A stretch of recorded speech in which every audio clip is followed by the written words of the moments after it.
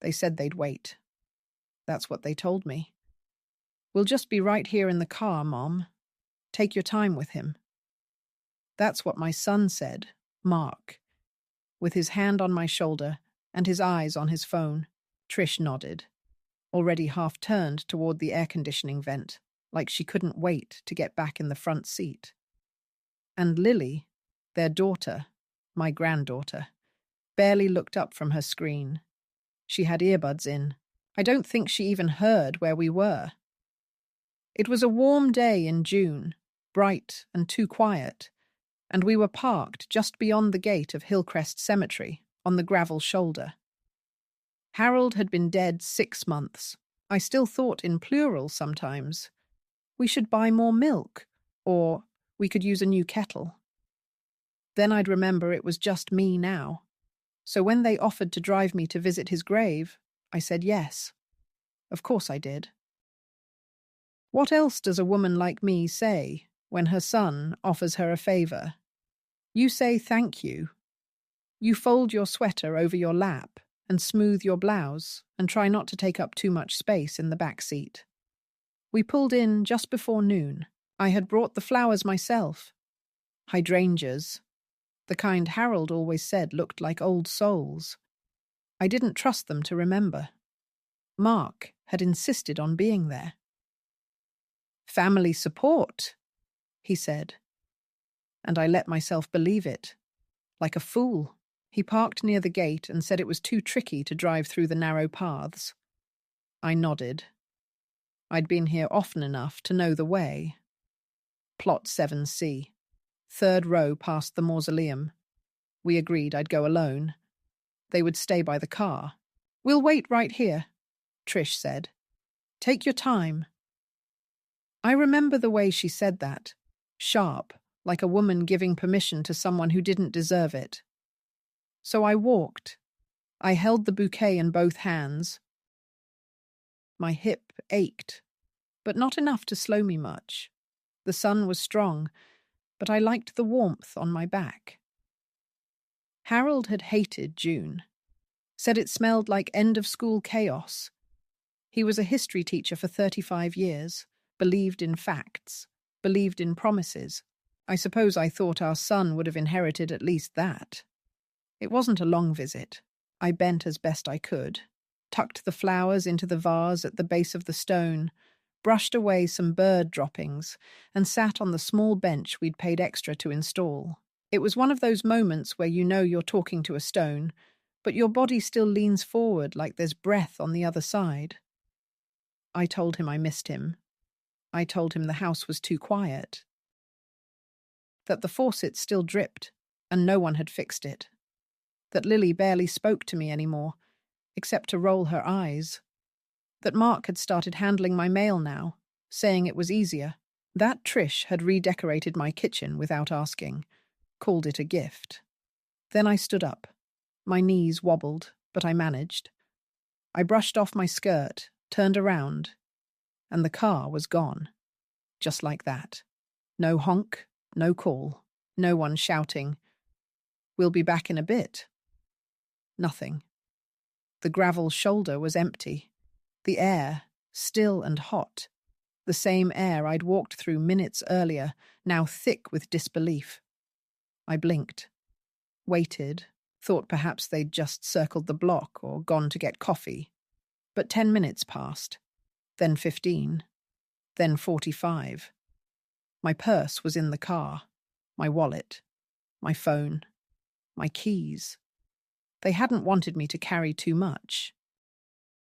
"Don't worry about it, Mom," Mark had said, taking my bag and putting it in the trunk like I was some senile tourist.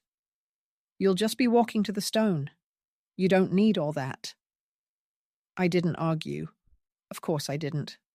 I never do. I sat back down on the bench. At first, I thought maybe they'd been in an accident. Maybe the car had broken down. Then I realized I didn't believe that. I knew my son. Knew the way his voice tightens when he's lying. Knew the way Trish avoids eye contact when she's part of something she thinks is beneath her. I knew. Not in words, but in the marrow. They had left me. At some point, I stood and began walking. I wasn't sure where I was going, just that I couldn't stay among the dead, waiting for the living who had forgotten me. I reached the road, then the corner. It took me over an hour to find a gas station. The clerk let me use the phone. I dialed Mark's number. It went to voicemail. I tried again. Nothing. Finally, I called my neighbor, Gloria, the one with the bad knee and the loud chihuahua. She picked up on the second ring. "What? Where are you?" she said. "They said you were staying at the motel with them." I closed my eyes. Motel? There was no motel. There had been no mention of an overnight stay. She was confused. I didn't correct her. I just asked if she could wire me some money. She did, without questions. "You need me to call the police?" she asked. I said no, and that was the truth. I didn't want the police. I didn't want a scene. I didn't want to give Mark or Trish the satisfaction of painting me hysterical. I just wanted to get away from the humiliation, away from the lie, away from the awful, seeping realization that I was disposable. I spent that night at a roadside motel that smelled like cigarettes and lemon cleaner. The clerk didn't blink when I paid in cash, didn't ask why a woman of my age was alone. I appreciated that. I lay on the stiff bed and stared at the ceiling for a long time. I thought of Harold's hands, how warm they used to be. I thought of how many school lunches I'd packed, how many nights I'd stayed up waiting for Mark to come home, how many birthday cards I'd sent. I thought of the quiet in that cemetery when I realized the car was gone. It was a silence I knew I'd carry with me, pressed between the ribs like an old injury. The next morning, I took a bus back toward town. I didn't go home. I asked to be dropped at the downtown library, where I sat in the corner by the large windows and wrote a list in pencil. What I own. What they know I own. What they think I'll never leave behind. I made 3 columns. By the end of the afternoon, I'd made my decision. But that day at the cemetery, that was the beginning. That was the real burial, not Harold. Me. The moment I knew it wasn't a mistake was not when the car failed to return. It wasn't even at the gas station, or in the motel, or while borrowing a stranger's phone. It was 2 days later when I finally reached Mark on the phone and he said, in a voice as flat as a hotel carpet, "Mum, we thought you got a ride back." That's when I understood, down to the roots of my teeth, that they had planned it. Maybe not weeks in advance, maybe not with maps and timelines, but something in their faces that morning, something brittle in Trish's smile, had been rehearsed. It hadn't been impulsive. It had been convenient. I asked him again, slowly this time. "You left me at the cemetery."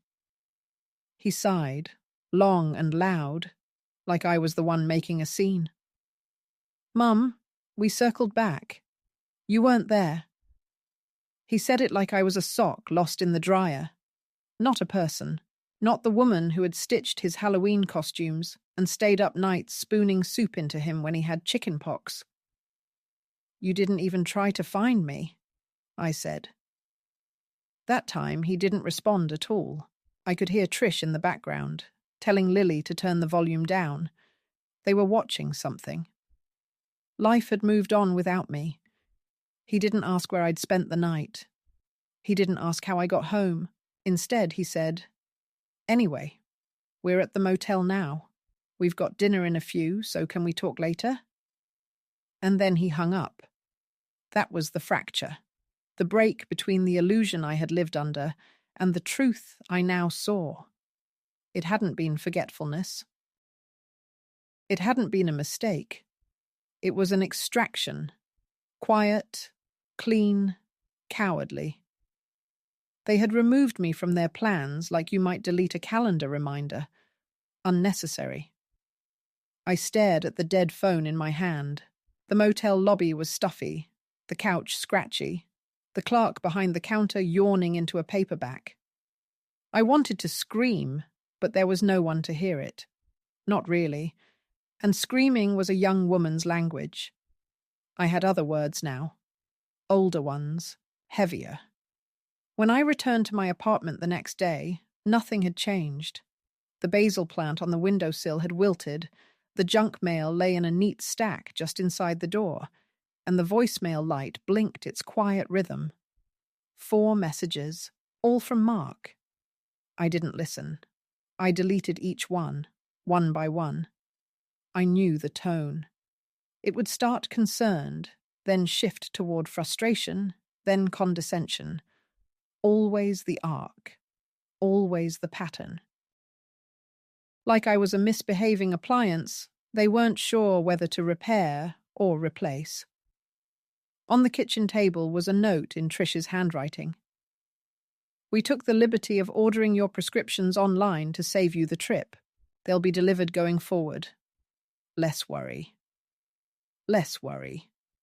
I touched the paper as if it might bite me. So they had used my absence as opportunity, claimed my pharmacy account, probably spoken to the manager at the bank too. Mark had done that before, under the pretext of helping. That word. It should have been a comfort, but from his lips, it was code for ownership. We're helping you. We're helping manage your bills. We're helping sort your mail. We're helping by limiting your choices. Once, years ago, Harold told me that soft erasure is the most dangerous kind. Not violence, not shouting, but the kind that smiles as it folds you away. I didn't understand him then. I do now. That night, I sat on the sofa in my housecoat, the television muted, and stared at nothing. It wasn't that I felt sad. It was that I felt stolen from. They had taken my dignity and replaced it with packaging tape and polite notes. They had mistaken my silence for consent. And worse, they had begun preparing a world in which I was no longer required, where my name was on no documents, where my purse stayed in someone else's hands, where my voice was an afterthought.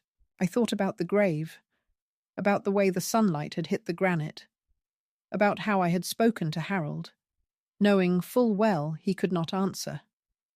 And then I thought, at least the dead are honest. They stay where they are. They don't drive away with your purse. The next morning, I tried to use my bank card. Declined. Tried the other one. Also declined. I called the number on the back. After some waiting, a tired-sounding woman told me the account had been frozen for suspicious activity. I knew what that meant. Mark had flagged it, claimed concern, perhaps claimed mental confusion. It wouldn't be the first time a grown child weaponized compassion. I didn't argue. I thanked her, hung up, and walked to the small file cabinet in the hallway. Found the envelope Harold and I had kept for emergencies. In it, an old debit card from an account I hadn't touched in years, mine alone. No joint signatures, just dusty numbers and a sliver of independence. I went to the library, checked the balance from a public computer. Still active. Small, but usable. Just over $2,300. Enough. Enough for something. I printed a map, circled towns I remembered from long ago, drew lines, ran my finger along the routes. I didn't know where I was going. I just knew I was going. The final straw came in the form of a cheerful voicemail from Lily. She was trying, I suppose, in her teenager way. Grandma, Mum said you're being difficult again. But I hope you come for my recital. It's in 3 weeks. Don't wear that scarf with the fringe. It's weird. She laughed. Not unkindly, just without thought. That was worse, somehow. I stood in my kitchen, holding the phone, and realized I was no longer angry, not even hurt, just ready. Ready to leave the stage they had placed me on, that permanent background character to their drama. I was tired of being a convenience. I was tired of being safe, nice, small. That's what it came down to. Smallness. The reduction of a full life to reminders, pills, and errands. The careful pruning of personhood until all that remained was a silhouette. I packed at midnight. I didn't need much. The clothes that still fit. The photograph of Harold in his uniform. The small address book I still used out of habit, a notebook, a pen, and the hydrangea pin he gave me in 1987, the one I hadn't worn in years, but kept like a memory too fragile to throw away. By sunrise, I was gone. I didn't leave with a dramatic slam of the door or a letter perched on the mantelpiece. I left the way I had lived, with quiet, deliberate care.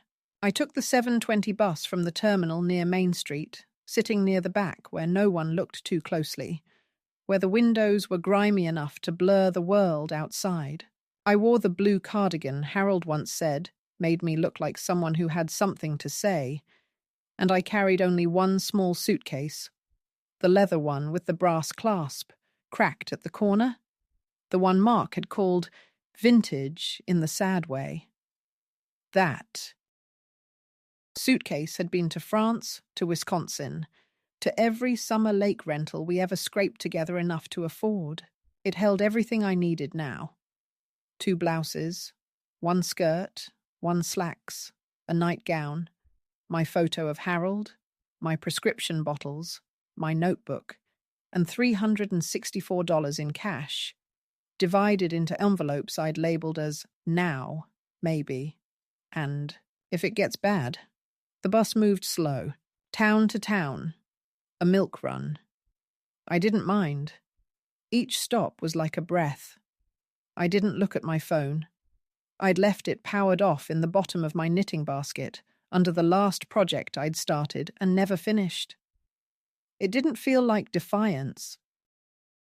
It felt like mercy. Silence was better than the possibility of more correction, more justifications, more people explaining to me what I should have done, or how I should have felt, or why I should just understand their point of view. I was tired of understanding.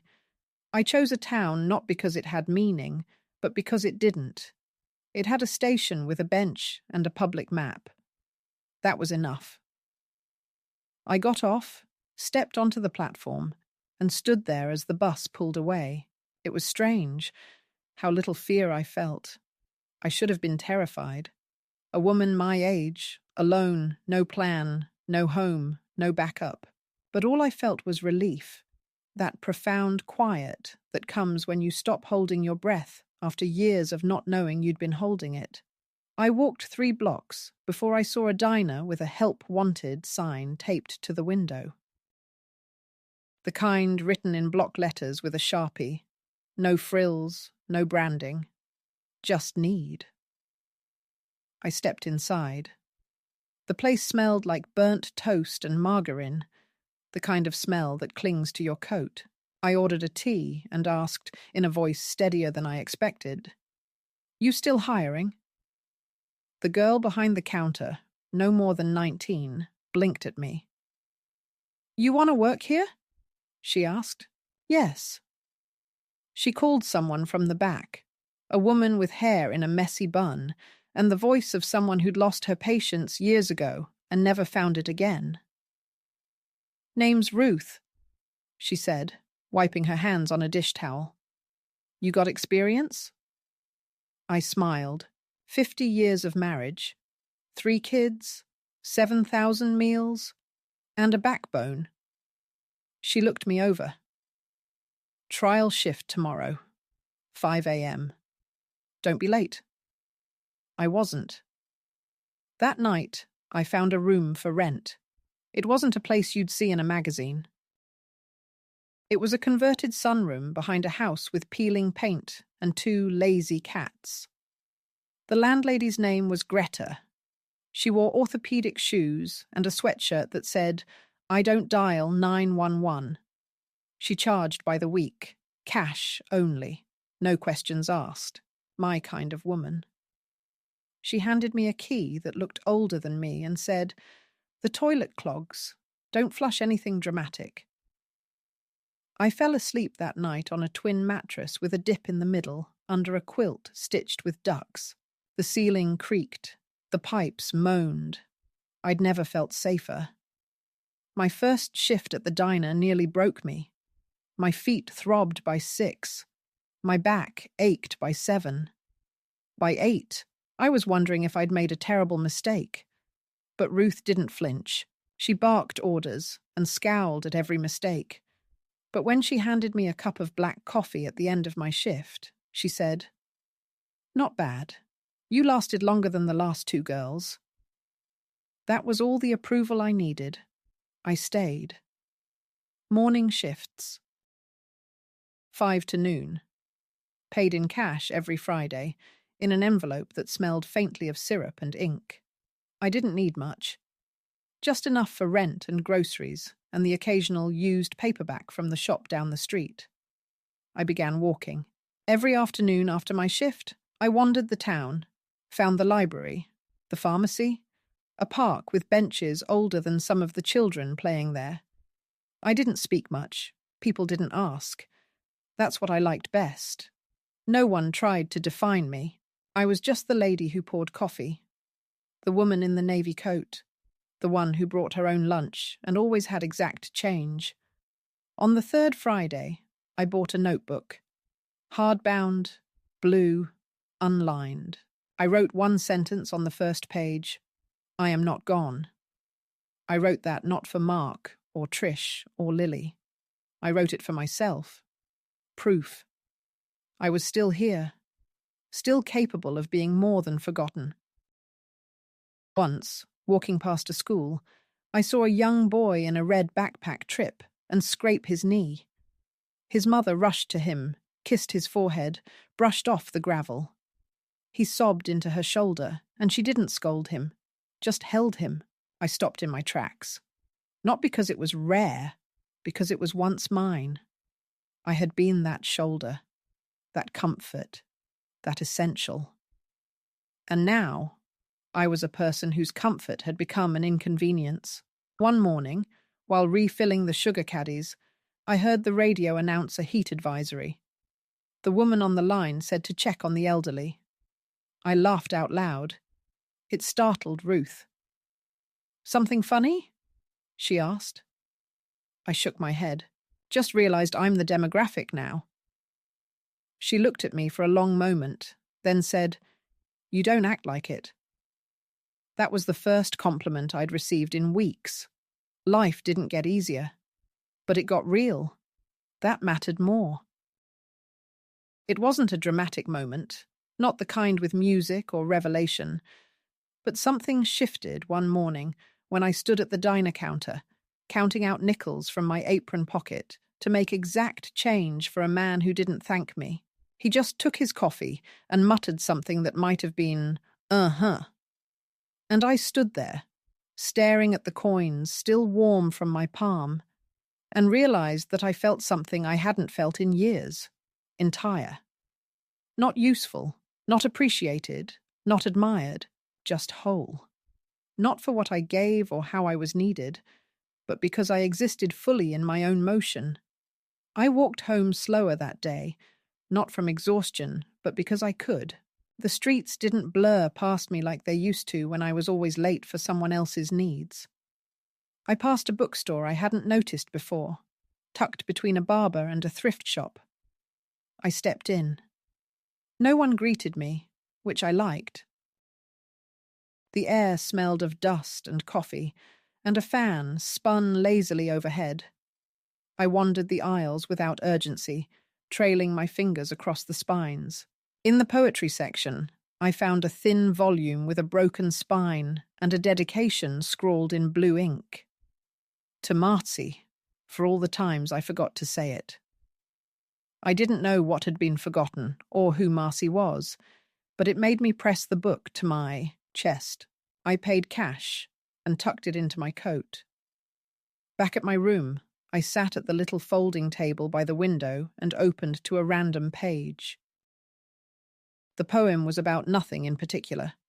A kettle, the sound of socks tumbling in a dryer, the way light moves across a chipped floor. But it made something open inside me, something slow and soft, the way a door creaks ajar after too long shut. I wrote for hours that night. Not about Mark or Trish, not about Harold, just the colour of the light through the blinds, the way silence feels when no one is angry, the smell of my old lemon soap. I didn't write to be read. I wrote because the quiet in me had finally found a voice that wasn't shaking. The next day, Ruth told me I could keep the apron. She said it like it wasn't a big deal, but I could tell it was. She didn't hand those out often. It was faded, with a coffee stain that wouldn't lift and one frayed strap. But when I tied it around my waist, I felt like I had earned something. Maybe not much, but something that was mine alone. I stopped flinching when the bell over the door rang.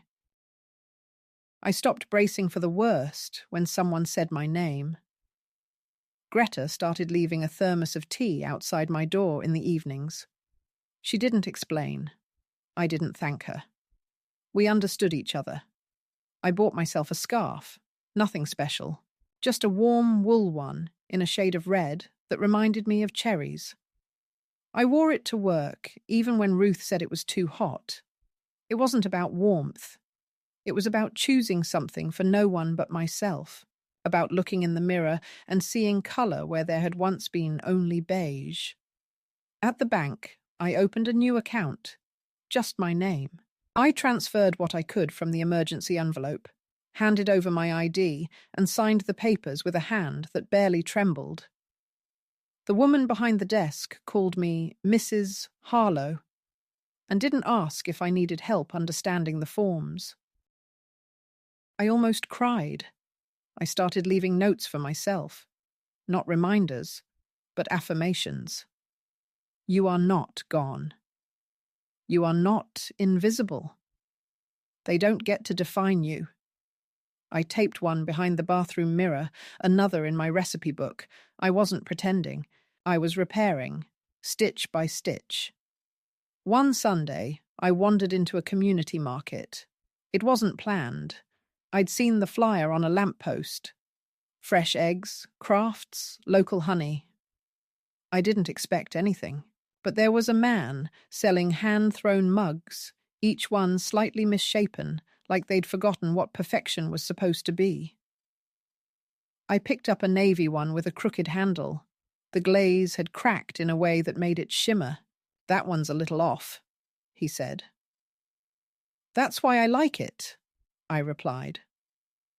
I took it home, washed it by hand, and placed it on the windowsill. Now, every morning, I drink from it. It reminds me that being a little off doesn't mean you're broken. It just means you're honest. I don't know exactly when I stopped checking for messages on the phone I hadn't turned on. It had become a ritual at first. Opening the drawer, running my fingers over the case, wondering if Mark had called or if Lily had noticed I was gone. But eventually, the phone became just an object again. Not a tether, not a threat, not a trap, just plastic and silence. I stopped needing it. I stopped needing them. I started needing myself. The first letter came folded in thirds, tucked into an envelope with no return address. Greta had placed it on the small kitchen counter beside my teacup, saying only, "This came for you," before returning to her crossword. The handwriting on the front was familiar, a careful cursive that sloped rightward and tried too hard not to smudge. Kieran, my grandson, the only one who used to sit beside me just to sit, who once spent a whole afternoon painting rocks with me in the backyard because I told him they were wishing stones. I opened the letter slowly, as if touching something fragile, and read it standing, one hand on the counter to keep myself steady. It was short, 3 paragraphs at most, but each word felt heavy, like it had travelled through a fog of other people's voices to get to me. "Dad and Mom said you're just taking space," he wrote. "But I know that's not the full story. I've been checking your number. It never rings. I hope you're okay. I hope you know I miss you." There was a phone number at the bottom, a new one. Not the house line. Not Mark's. His. I didn't call. Not yet. I folded the letter and placed it in the drawer with my notebook and the bank statement I checked every Friday. I wasn't ready to let that thread tug me back, because that's what it would be, a thread, a little pull, a memory turned into obligation. I'd spent my whole life answering other people's pulls. This time, I needed silence to grow louder in me before I let anyone else speak. But the letter cracked something, not in a bad way, just enough to make the quiet feel a little less closed. I began thinking of Kieran on my walks, wondering what he looked like now, if he still wore those raggedy green sneakers he loved, if he still drew dinosaurs in the margins of his notebooks. And with those thoughts came others, less kind. I wondered what story Mark had told, what version of events had been passed around the dinner table in my absence. I could hear it. She needed time. She's been forgetting things. It's probably for the best. That last one always comes wrapped in concern. For the best. As if a woman's removal from her own life could be categorized like a utility bill. 2 weeks passed. Then Trish came. I saw her before she saw me. Through the diner's glass window, standing beside the pastry case, pretending to read the specials. She wore a coat too clean for the weather, her expression taut with politeness. I didn't rush. I finished refilling the sugar caddies, wiped the counter, and only then looked up. She stepped forward, voice low, almost gentle. "Martha." I didn't flinch. I nodded toward the back booth. "If you want to talk, sit." She did. I didn't ask how she found me. She would have had help. A card trail, a slip from someone who remembered a tip too well, a mutual acquaintance with loose lips. Doesn't matter. She was here, and she looked tired, like someone who'd rehearsed her lines, but wasn't sure of the audience. "We didn't know Mark had sent the lawyer," she began. I said nothing. I didn't agree with that. Still nothing. She twisted her hands around a paper napkin. "We panicked that day. The cemetery. The kids were restless. It got hot. We thought you'd gone to the car." She paused. "And then we couldn't find you." I raised an eyebrow. "For 3 hours?" Her mouth opened, then closed. "We made a mistake," she said. "A bad one." I took a sip of my coffee. Bitter. Cooling. "You didn't make a mistake," I said. "You made a decision. You chose to leave and to see what would happen if I didn't follow." She looked down. "We didn't think you'd actually disappear," she whispered. "No," I said. "You thought I'd stay quiet, like I always have." We sat in silence. Ruth didn't interrupt. Neither did the regulars. It was just the two of us, across a Formica table, with everything unsaid coiled between us. Finally, she pulled out an envelope and pushed it toward me. "Kieran misses you," she said. "He asked me to give you this." I didn't touch it. "He doesn't need a courier." "He's still a boy," she said. "He doesn't know how to navigate this." "He knew how to write," I replied. "That's more than anyone else did." She looked at me then, really looked, not with disdain or panic or patronizing concern, but with something closer to sorrow. "I didn't want your shadow in every room," she said quietly. "I wanted my own space." I nodded. "And you got it," I said. "Congratulations." She left without finishing her tea. I didn't watch her go. That night, I opened the envelope. Inside was a photo. Me holding Kieran in the garden, both of us laughing, sunlight slicing through the leaves behind us like threads of gold. Tucked behind it was a note in his handwriting. I remember. I always remembered. I sat on my narrow bed, the photo in my lap, and felt something loosen. Not forgiveness, not yet, but a thread of breath I hadn't realized I'd been holding. The next morning, I stood at the kettle, waiting for the water to boil, and thought about the word cut. Not the bloody kind, the quiet kind. The end of a rope, the slip of a knot, the moment you're no longer tethered to someone else's expectations. A few days later, a man in a suit waited outside the diner.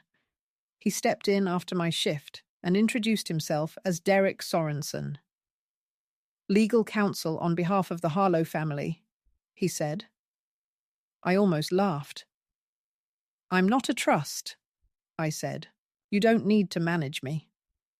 He cleared his throat, clearly uncomfortable. "They're concerned. They'd like to ensure you're in a safe environment, and perhaps begin discussions regarding future arrangements." "My future is arranged," I replied. "You're standing in it?" I didn't raise my voice. I didn't need to. He said something about competency evaluations, about assets, about family. I folded my apron and placed it on the counter. "Tell them I'm not a broken vase to be glued and placed back on the mantel." I walked past him and into the light.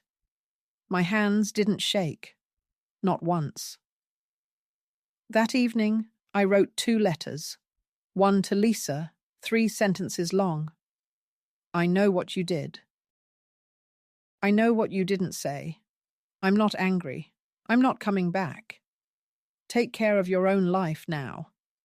I finally started mine. The second to Mr. Sorensen. "I am of sound mind, in safe housing and under no duress. Any further attempts to intervene under the guise of concern will be regarded as harassment. Please consider this my formal boundary."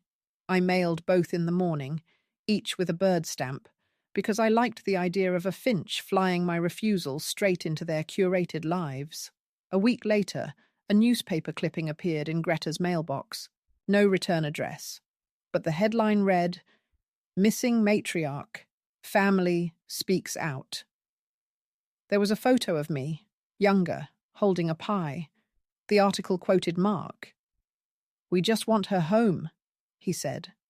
"We fear something happened." "She's not the type to disappear." I laughed so loudly I startled Greta's cat. Not the type. That's the problem, isn't it? They only worry when you stop fitting the role they cast you in. I cut out the article and pinned it to the inside of my closet, next to my name tag from the diner. One was fiction, one was truth. The letter burned fast. I fed it slowly into the kitchen sink's gas flame, page by page, watching each line curl and blacken, the words that once had power over me turning to ash with an almost satisfying hiss. It was Adam's second letter, longer than the first, more formal in its accusations. He spoke of pain, of confusion, of how my disappearance had caused stress for the family. He recounted Lily's tears, Trish's headaches, the missed appointments, the calls to neighbours, and the attempts to reach me. And still, not once did he mention that day at the cemetery. Not a single line about asking me to wait. Not one word acknowledging that they had driven off with my purse, my ID, my dignity. The entire letter was a performance, written not to understand, but to reclaim. A reclamation not of love or connection, but of control. And I realized, as I watched his handwriting disappear into smoke, that I no longer owed him the courtesy of explanation. There was no angle from which abandonment becomes care. There was no interpretation where silence meant safety. What he wanted was not a conversation, it was a surrender, and I was finished surrendering. The next morning, I walked to the post office and mailed the legal notice to Sorensen. I wore the coat I'd bought with my first paycheck, the navy one with deep pockets that made me feel taller, and carried a copy of my ID, my lease, and the notarized statement Greta's cousin had helped me write. The clerk was a woman with cropped grey hair and an attitude that reminded me of Ruth. She glanced at the envelope, then at me, and nodded like she understood something that didn't need words. I walked home slowly, the sidewalks damp from overnight rain, the leaves just beginning to turn. I noticed everything. The smell of wet concrete, the crooked mailbox on the corner, the way my feet didn't ache as much as they used to. I was lighter, not in body, but in burden. At the diner, Ruth handed me an extra shift. "You're the only one who shows up early without needing applause," she said, handing me a fresh apron. Arthur came in later, Kane tapping gently against the tile, settling into his usual booth. He watched me wipe down the counter, then sipped his coffee and said, "You look like someone who's made a decision." I nodded. "I wrote the last letter," I said, "and I didn't ask for a reply." He smiled, the kind of small smile that comes from deep understanding. We didn't say much else. We didn't need to. That evening, I sat at the window in my room, looking out at the street, watching the lamplight flicker on, one by one. Greta was in the backyard, arguing with the raccoons again, muttering about rent-free freeloaders. Her voice carried through the cracked window, softening the night. Inside, everything was still. The envelope from Kieran's last note sat on the table beside my notebook, his photo of us tucked safely between pages. I thought about what it meant to close a door completely, not to slam it in anger, but to lock it from the inside with quiet hands and turn towards something better. The legal letter wasn't vengeance. It was protection. It was clarity. It was the last word, written not to be read, but to be lived. A few days later, I received a small package at the diner. No return address, but the handwriting on the label was unmistakable. Kieran. Inside, wrapped in brown paper and twine, was a book of poems and a small handwritten note. "I'm coming to Portland. I'm staying at the Red Fern Motel on Maple. Room 12. If you want to see me, I'll be there Friday and Saturday. If not, I'll understand. No guilt, no pleading, just presence. A quiet offering of time." I stared at the note for a long time, then folded it and slipped it into my pocket. Friday morning came. I dressed with care. Not for him, not to impress, but for myself. Clean shirt, wool scarf, the navy coat, lipstick the colour of dried cherries. Greta didn't ask where I was going. She just handed me a thermos of tea and said, "If they're dumb, come home before dark." I smiled. I walked slowly. The air had that early autumn sharpness, the kind that wakes you up without needing to shout. The Red Fern was modest, older than it looked from the outside. The front desk clerk barely glanced up. I knocked once. The door opened almost immediately. He'd been waiting, taller than I remembered, a little unshaven, eyes still kind. "Hi, Grandma," he said, and for the first time in a long time, I let someone hug me. We didn't cry. We didn't rehash. We sat on the bed, with tea from the vending machine, and talked about little things. His new job at the bookstore, my garden plans with Greta, the poems he'd marked for me in the book. At one point he said, "You look different." I asked how. "Lighter," he said. "You laugh more, even when you're quiet." That stayed with me. I hadn't noticed the laughter, maybe because it had returned so gradually, like breath after being underwater too long. When I left the motel that afternoon, he didn't ask when he'd see me again. He just said, "Be good to yourself." And I said, "You too." That night, I wrote him a letter. Not one to send, but one to keep. A reminder to myself that I still had the capacity to love, to forgive without returning, to let someone belong to me without owning me. Back at home, Greta was on the porch with Franklin curled around her feet. "You look smug," she said.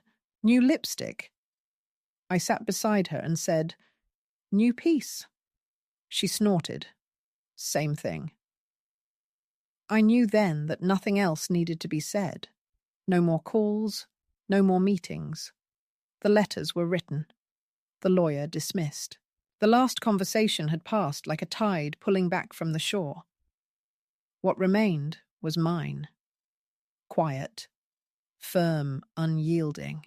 Now, in the calm that followed everything, after the letters, after the motel visit, after the last attempts to pull me back into a life that no longer fit, I wake early and without panic. There's no sound of anyone calling my name from another room. No sense that I'm late for something I never agreed to. I make tea slowly, letting the water boil without hurrying it, and drink it by the window as the street outside yawns into morning. Sometimes the mail comes, sometimes it doesn't. I no longer check it with hope or dread. It's just paper now, nothing more. I started growing mint in a little pot on the sill. Greta says it's going to overtake the whole window. I hope it does. Let something thrive here. Let something climb. The room I rent, this modest sunroom with creaking walls and uneven floorboards, feels more like home than any place I've ever lived. Not because it's fancy or mine forever, but because no one watches me here with expectation. I am not measured. I am not monitored. I am not background. I am simply Margaret, the woman who works mornings at the diner, who buys second-hand books and walks slowly through town like the air belongs to her. No one in this place knows what I've left behind. No one asks. I think they see a woman with grey hair and steady hands and assume a life of gentle predictability. Let them. I have no need to be seen in full anymore, only to be left intact. Once in a while, I still think of the grave, of the moment I turned and saw that the car was gone. It lives in me now, not like a wound, but like a scar that stiffens with the weather. I don't relive it the way I used to. I don't spin the what-ifs or rephrase my last words. I simply accept that there are moments which define a person's life not by what they endured, but by what they finally refused. That was the day I stopped waiting. That was the day I remembered I had legs, a name, and the right to walk away, even if no one held the door. I haven't returned to them. I don't plan to. Kieran writes sometimes, short notes, postcards with dry jokes and little drawings. I keep them in a shoebox beneath my bed, alongside a few photographs, and the mug I never quite trusted to hold tea without leaking. I don't write back often. When I do, it's brief and honest. The mint's growing wild. I'm learning to bake again. I don't think I miss anyone. That's a nice surprise. I think he understands. We live better in small pieces now. No expectations. No choreographed forgiveness. I still work at the diner, though Ruth has started letting me open alone. She trusts me, says I count the till better than anyone else. Some days I think about quitting, but then I remember the way it felt that first morning when someone needed me for nothing more than a pot of hot coffee and a clean booth. That was the beginning of my reclamation, the first time usefulness wasn't manipulation. I walk home through the park now, stopping sometimes to watch the ducks or the children shouting on the swings. I do not ache to join them. I do not long for what's lost. I simply sit, breathe, and take up space in the world I built with my own leaving. There is no grand conclusion, no parade, no chorus of apologies, but I do not need them. What I have is quieter and stronger, my autonomy, my silence, and the absence of cruelty in the air around me. That's the thing no one tells you when you start to disappear in the eyes of others. If you're careful, if you're brave, you can reclaim your own gaze. You can become visible again, not to them, but to yourself. If someone like me is reading this, some woman with quiet hands and a long list of invisible injuries, I'll say only this. If they ever make you feel like luggage, remember you can always unpack somewhere else. You are not a burden. You are not past usefulness. You are not furniture, heirloom, or sentimental decoration. You are a full life still in motion. They may not see you. That's all right. Look in the mirror. Speak your own name. Let that be enough. Let that be the beginning.